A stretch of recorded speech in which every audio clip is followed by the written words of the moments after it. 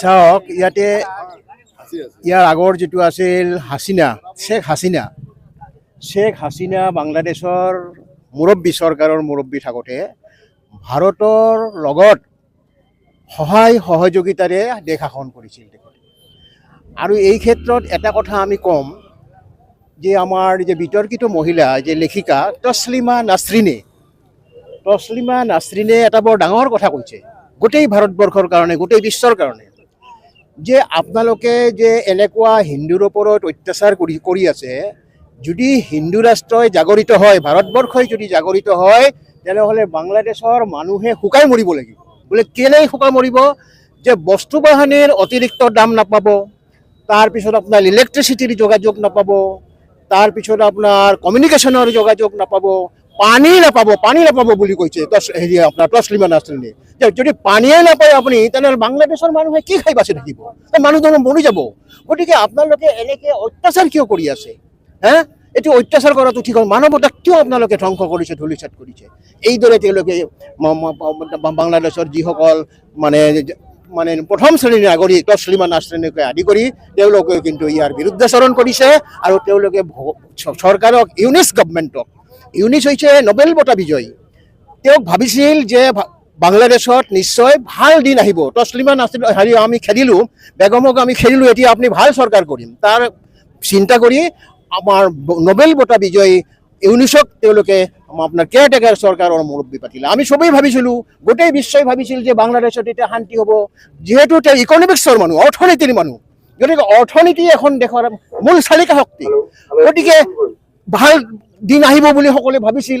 কিন্তু লাষ্টত দেখিলে যে মৌলবাদীৰ যিবিলাক আক্ৰমণ হৈছে, যি আক্ৰমণত এতিয়া অৰ্থনীতি তছনছ হৈ গৈছে, বাংলাদেশৰ অৰ্থনীতি নাই, এতিয়া ভাঙি পৰিছে। গতিকে বাংলাদেশৰ মানুহ এতিয়া যাব ক'ত? গতিকে আপোনালোকে শান্তিত আহক।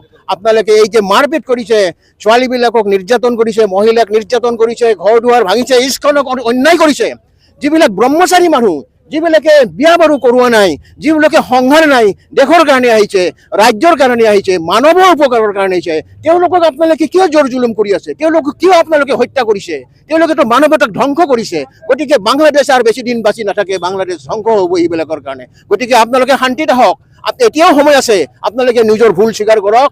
সকলো পৃথিৱীৰ মানুহক আপোনালোকে দেখুৱাই দিয়ক যে আমি যি বাংলাদেশৰ যি অত্যাচাৰ চলিছিল হিন্দুৰ ওপৰত, সেই অত্যাচাৰটো নাই, এই বুলি আমাৰ মহম্মদ ইউনুছক পৃথিৱীৰ বিভিন্ন প্ৰান্তৰ মুৰব্বীসকলে তেওঁলোকক কৈ আছে যে বাংলাদেশক শান্তি লাগে, এতিয়া আমি অশান্তি আমি নবো। বাংলাদেশ এখন ক্ষুদ্ৰ ৰাষ্ট্ৰ, অসমৰ 1 লাখ মানে বৰ্গ কিলোমিটাৰ হৈছে অসম, 87 কিলোমিটাৰ, কিন্তু বাংলাদেশ নিয়াৰ এবাউট 1 লাখ কিলোমিটাৰ বৰ্গ কিলোমিটাৰ অধিক। গতিকে ইমান ক্ষুদ্ৰ এখন দেশত যদি স্থায়িত্ব আনিব খোজে, অৰ্থনীতি সবল কৰিব খোজে, তেনেহ'লে আপুনি অৰ্থনীতি সবল কৰাৰ কাৰণে কি কৰিব লাগিব?